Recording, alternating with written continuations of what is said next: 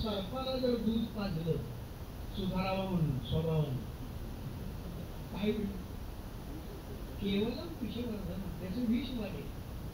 तू सज्जनाना मानव जातीला तुकारामाने उपदेश केलाय. मूर्खाला उपदेश करून काय उपयोग आहे? एकाचा 2 मजली वाडा होता. त्याने नवीन नोकर नेमला होता पहिलाच दिवस. आणि नोकराला सांगितलं होतं माळीचं घर खालचं घर कचरा काढायचा, तो एका पाठीमध्ये भरायचा आणि आपलं हे घर आहे, घराचा कचरा टाकायला कुठे जागा नाहीये, कचरा गाडी येत नाही. मग काय करायचं, वरून गच्चीतून रस्त्यावर आपल्याला कचरा टाकावा लागतो. एक लक्षात ठेव, माणूस बघून केरतात, माणूस बघून केरतात. म्हणजे येणारी जाणारी माणसं आहेत, ती माणसं येता जाता कामाने जेव्हा माणसं नसतील तेव्हा केरतात. मालकानं सांगितलं पण हे जरा थोडस कमी दिलं. पहिला दिवस केर भरून ठेवलाय, पाठीमध्ये झालाय. 7 वाजल्यापासून माणसं जातायत येत जातायत येत, तशीच पाठी धरून बसलाय. 11 वाजता कलेक्टर कचेरीत चालले. पाहिलं माणूस बघून केर, एवढाच माणूस योग्य. कलेक्टर म्हणजे काय पोशाख काय असेल, वरून त्यांच्या डोक्यात अंगावर केर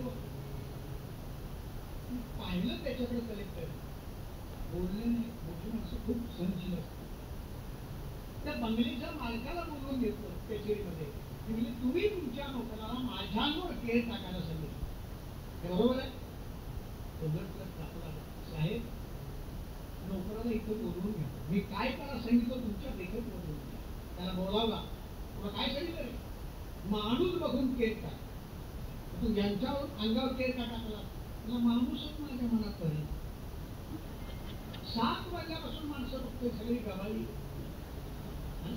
इतका पॉश म्हणून काय उद्देश करून केला, मनुष्य प्राण्याला उद्देश करायचा. नका करू नाश आयुष्य. किती आयुष्य मिळतं आम्हाला साधारण, जास्तीत जास्त जुन्या सुभाषित आणि सुभाषित लिहिले श्लोक लिहिलाय, आयुर्वर्ष शतम. किती मिळू शकतं, 100 गृहीत धरलं समजा. त्याच्यापुढे जगणार आहेत 115-17 पर्यंतचे पण आहेत. कुंभमेळ्यात बघा आहेत साधू काही, अर्थात त्यांचं खाणं आमच्यासारखं नाही, वेगळं आहे. पण सरासरी 100 वर्ष आयुष्य धरलं, 50 गेली झोपेला, गेली का नाही. कुंभकर्ण 6 महिने झोपायचा आणि 6 महिने जागा असायचा. आपले तसंच आहे, आपण 6 महिने झोपतोच, झोपतो का नाही रात्री, 6 महिने नाही असतो. फक्त आपल्यापेक्षा झोप जास्त, एवढंच त्याचं मटेरियल लक्षात द्या. माणसाला झोप येते. आता ही वेळ फार सुंदर आहे, 7 ते 9 झोपायचा प्रश्न नाही. रात्री कीर्तन असलं 9 ते 11 ती झोप कीर्तनाच्या बाहेरनं गेली. काही लोक तिला डोळ्यानं बनवतात, येत नाही. एखादा मानेनं बनवतात, येत तरी येत नाही. एखादा साष्टांग नमस्कार राहतो पण येत. कीर्तनात झोप येते की नाही, माझ्या पदरचं नाही. नामदेवानी कबुली दिली, कीर्तनी बैसता निद्रे नागविले, कीर्तनी बैसता, कीर्तनी बैसता निद्रे नागविले, मन माझे गुंतले, मन माझे गुंतले, विषय सुख, विषय सुख, अमृताहुले गोड, नाम तुझे देवा, नाम तुझे देवा.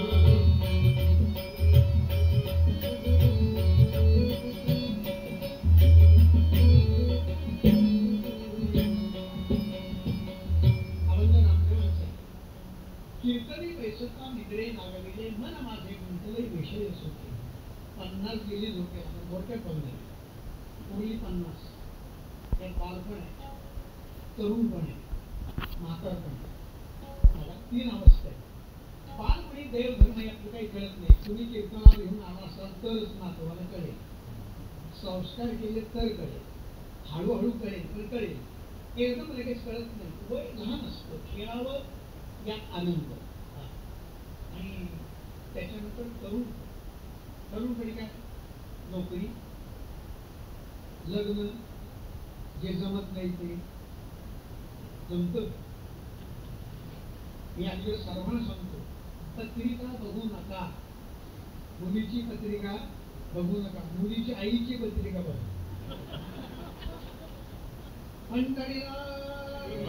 मुलीची नंतर.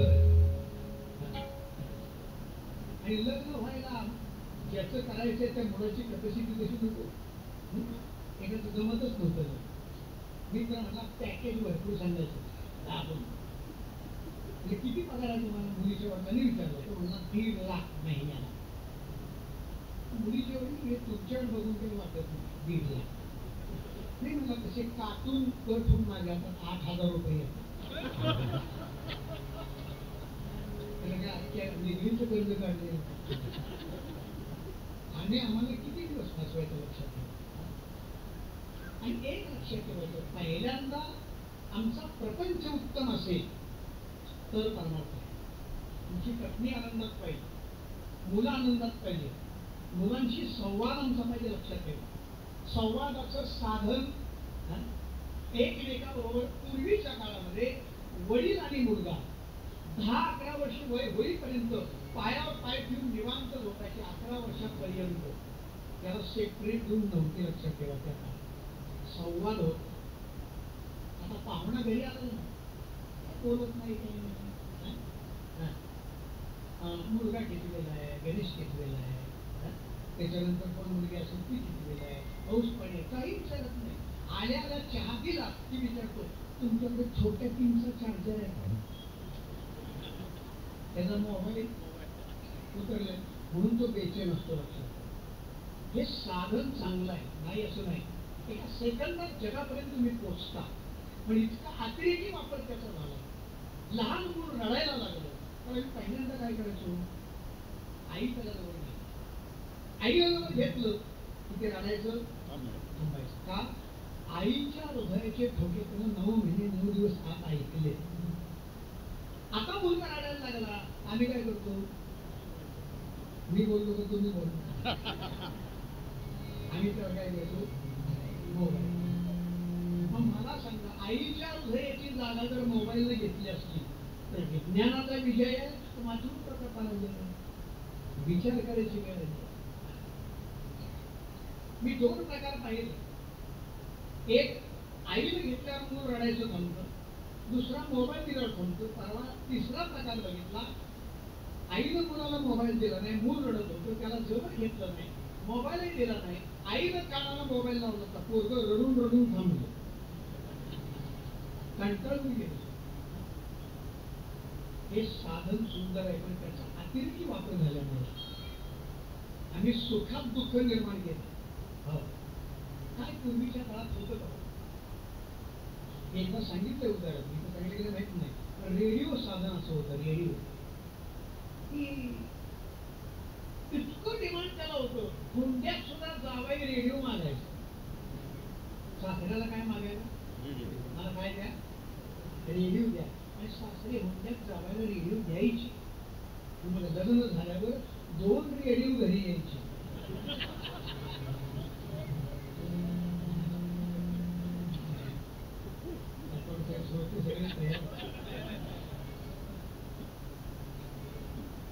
एक रेडिओ बंद करायला पटण्याची सोय होती, दुसरा होईल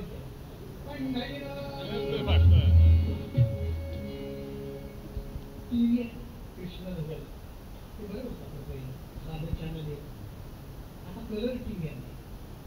आणि इतकी काय पूर्वीचं, जेवायला सुद्धा कुठे बसतो, टीव्हीच्या समोर.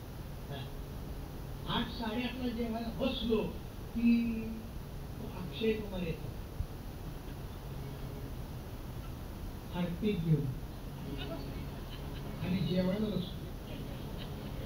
वदनी कवळ घेता नाम घ्या श्रीहरी. आम्हाला संतांनी सांगितलंय, जेवायला बसल्यावर भगवंताचं नाम घ्या, पाणी फिरवा. पाणी फिरवणे शास्त्र तर आहेच, पण पण आमच्या वडिलांना एकदा मी विचारलं, म्हटलं माझे वडील उत्कृष्ट कीर्तनकार होते, त्या काळात त्यांची 9,000 कीर्तन झाली. साधनं प्रवासाची नसतात ते म्हणजे पाणी फिरवायचे. म्हणजे का पाणी फिरवल्यावर अन्नपदार्थ बदलतात का? बाजरीची भाकरी येते, पुरणाची पोळी मिळतात, त्यामुळे अन्नपदार्थ बदलत नाही, पण त्या अन्नाचा प्रसाद होतो. पाणी फिरवल्यावर अन्नाचा प्रसाद होतो. आणि नमस्कार करायचा जेवण करताना कोणाला? ज्यानं अन्न पिकवलं त्या शेतकऱ्याला, ज्यानं अन्न पिकवलं त्या शेतकऱ्याला, ज्यानं स्वयंपाक केला त्या माऊली, आणि ज्यानं भूक दिली त्या परमेश्वर,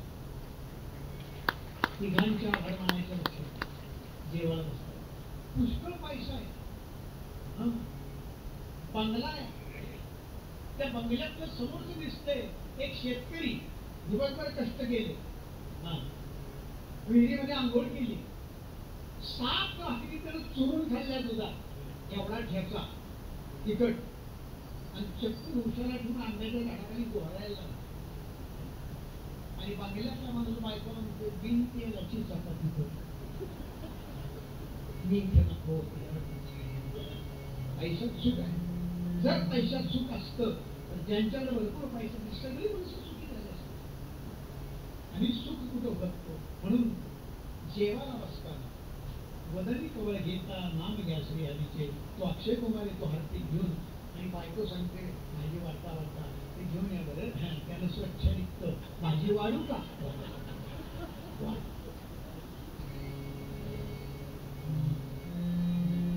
विज्ञानाची साधन इतकी आम्ही त्यात इतके मग्न झालोय,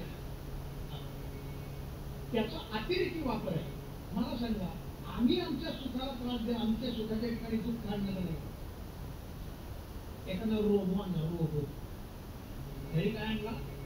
रोग. आणि बायकोला मुलाला समजावून सांगितलं, दोघांना जवळ घेतलं, रोग आणलाय, खोटं बोलायचं नाही. जर खोटं बोलला तर रोग शासन करतो, कानसुरात कानखाडात मारतो, सापट बसेल, खोटं बोलायचं नाही. दुसऱ्या दिवशी सकाळी त्याचा मुलगा त्याला पळत पळत आला, बाबा बाबा मी रात्री 2 तास अभ्यास केला. रोगोनं त्याच्या कानसुरात मारलं, रोगोनं त्या मुलाच्या कानसुरात मारलं. वडील म्हणले तुला सांगितलं होतं खोटं बोलायचं नाही, पण रोगो आणला, रोगो खोटं बोलले की शासन करतो. मी जेव्हा तुझ्या वयात होतो तेव्हा 2-2 रात्र अभ्यास करायचा, रोगोनं त्याच्या कानसुरात मारलं. बाहेरचा आवाज ऐकून आत आई बाहेर आली, त्याची बायको. ती म्हणजे मी ऐकले, तुम्ही खोटं बोलला, तुम्ही खोटं रात्रभर अभ्यास, 2 रात्र अभ्यास तुम्ही करत नव्हता, तुम्ही खोटं बोलला, रोगानं तुम्हाला मारला. मुलगा खोटा बोलला यात नवलच आहे, पण शेवटी तो तुमचाच मुलगा आहे. रोगानं तिच्या कानसुरात मारलं. काही गरज होती, आमच्या हाताला आम्हाला त्रास आम्ही करून घेतला. प्रपंच उत्तम करण्याकरता आम्ही विचार केला पाहिजे. इतकं सुंदर आयुष्य आम्हाला गेलंय, नका करू नाश आयुष्य. आयुष्यामध्ये आमचे कुटुंब आहे, ते आनंदात असत, आमची पत्नी आहे, आई अडचणी असतील आम्ही सोडवायच्या, मुलं आमचे, त्यांच्यावर आमची श्रद्धा पाहिजे. मी पहाटे फिरायला गेलो, पहाटे 5:30-6 वाजले होते, म्हणजे अंधारे नव्हता, उजेड नाही. आणि फिरायला गेल्यावर मला एक बाई गुड मॉर्निंग म्हटलं. गुड मॉर्निंग बाई, मला आनंद झाला होता. मी त्यांच्या बाईला गुड मॉर्निंग म्हटलं. घरी येऊन बसलो, पुढच्या चेहऱ्यामध्ये खोललेला, बायकोनं आमच्या विचारला आज आनंदी दिसतोय, चेहरा खोलला. म्हणजे काही नाही, तरी पण तुमच्या चेहऱ्यावरचा आनंद कळत नाही. मला सांगा काय झालं आज, एवढी खुश आहात? मी तिला सांगितलं आज पहाटे फिरायला गेलो होतो आणि मला एक बाई गुड मॉर्निंग म्हटली. आमची बायको म्हणली ती बाई मीच होते.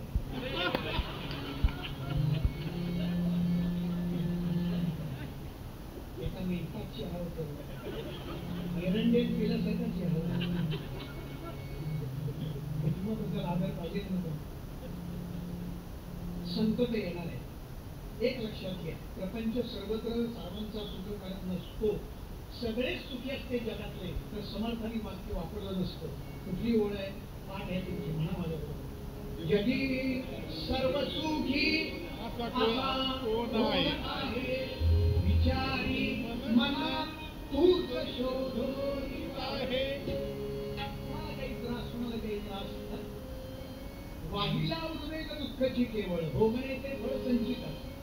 प्रारब्धाप्रमाणे सुख दुःख चालू राहणार. संकट येणारच लक्षात ठेवा, पण संकटाला जुमानायचं नाही, संकटाला सामोरं गेलं पाहिजे. त्याच्याकरता उदाहरण आहे छत्रपती शिवाजी महाराज. छत्रपती शिवाजी महाराजांनी मिर्झा राजेशी तह केला का? तो चालून आला, लाखो सैन्य आहे, आता पराभव पत्करावा लागेल, मावळे टिकाव धरू शकणार नाही म्हणून तह केला. आणि शिवाजी राजांनी मिळवलेले सगळे किल्ले मिर्झा राजाला दिले. नुसते किल्ले दिले नाही, दिल्लीला औरंगजेबाला भेटायला जावं लागलं. बरोबर घेतलं संभाजी राजांना, छावा जोरात चालू. आणि संभाजी राजाला जाताना काय सांगितलं असेल? आग्र्यापर्यंत पोहोचेपर्यंत स्वीट बँकेत आपलं खातं आहे, पासवर्ड सांगतो. ठीक आहे, आतापर्यंत तुम्ही शंभूराजे विजय बघितला, आनंद बघितला, उत्साह बघितला, आता संघर्ष बघा. आयुष्यात संघर्ष का असतो तो बघा. आणि औरंगजेबासमोर आल्यावर दोघेजण औरंगजेबाला संभाजी राजाला एक हत्ती भेट दिला. हत्ती. दिलेर खान तिथं होता.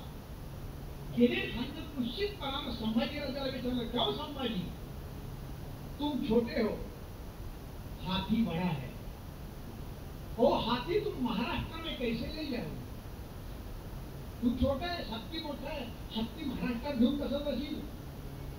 संभाजी राजांनी दिलेर खानाच्या डोळ्यात डोळे घातले आणि उत्तर दिलं, वो तो जानवर है, बाइट कर जाएंगे, नहीं आया तो खींच कर ले जाएंगे, लेकिन हमारे आबाजी ने तूने जो किले दिए हैं वो किले महाराष्ट्र में है, वो तुम आगरा कैसे ले आए हो, वो तुम दिल्ली कैसे ले आए?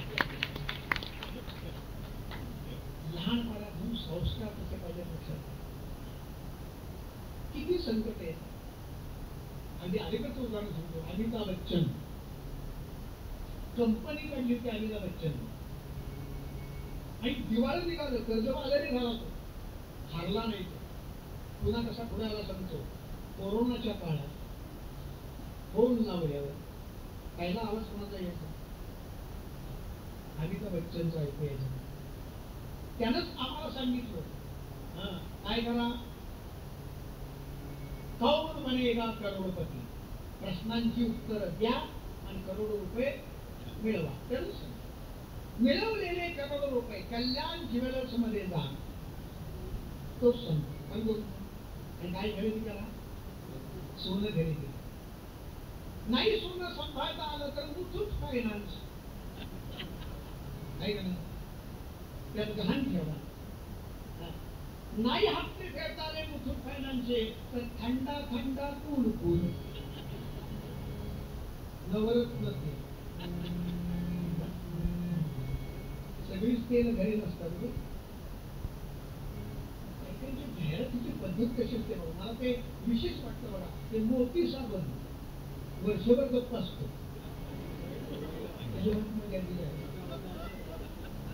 दिवाळी आली, उठा उठा,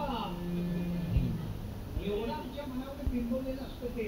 आपल्याकडे मोती साबणाशिवाय दिवाळी साजरी होत. जाहिरातीची पद्धत आहे. जग जाहिरातीच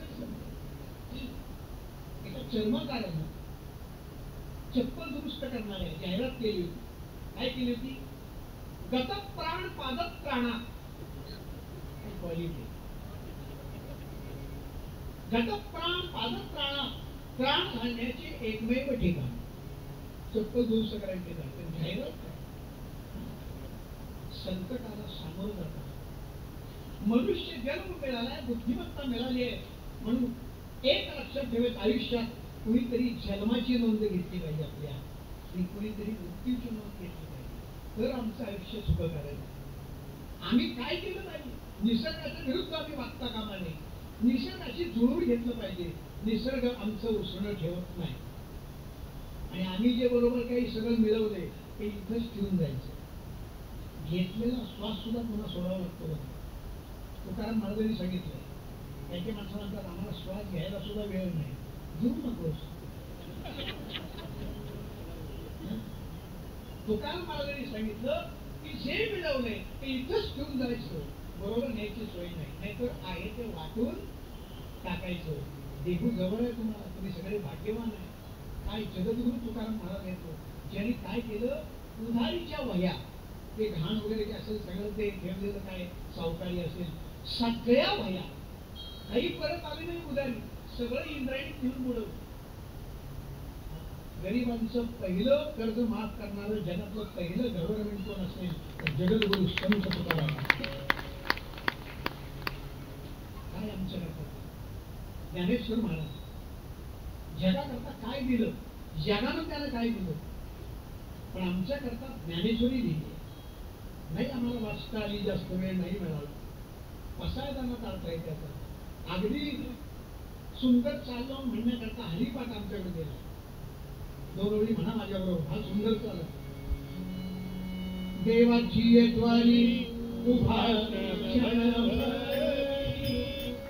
तेरे मुक्ती चारी मुक्ती चारी सारी तेरे मुक्ती चारी सारी हरि हरि मुखे हरि मुखे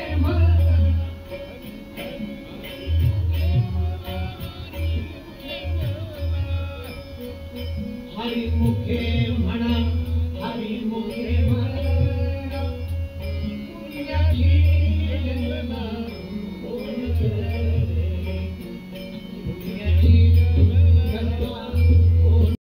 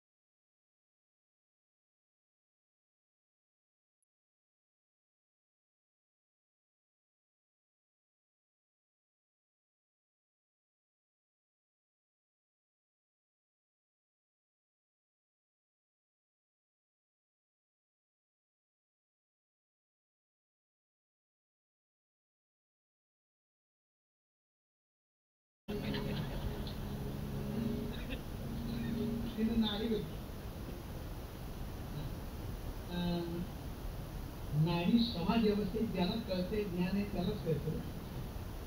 नाडी लागली विचार केला आता हे घेऊ. आता आई वडील शेतात आहे, ते येणार, गावातले लोक जमणार, नातेवाईक जमणार, मग याला येणार, आल्यावर आंघोळी, मग नाश्ता, आणि मग चहा. दोघाचा नाश्ता एकटीनं खाल्ला.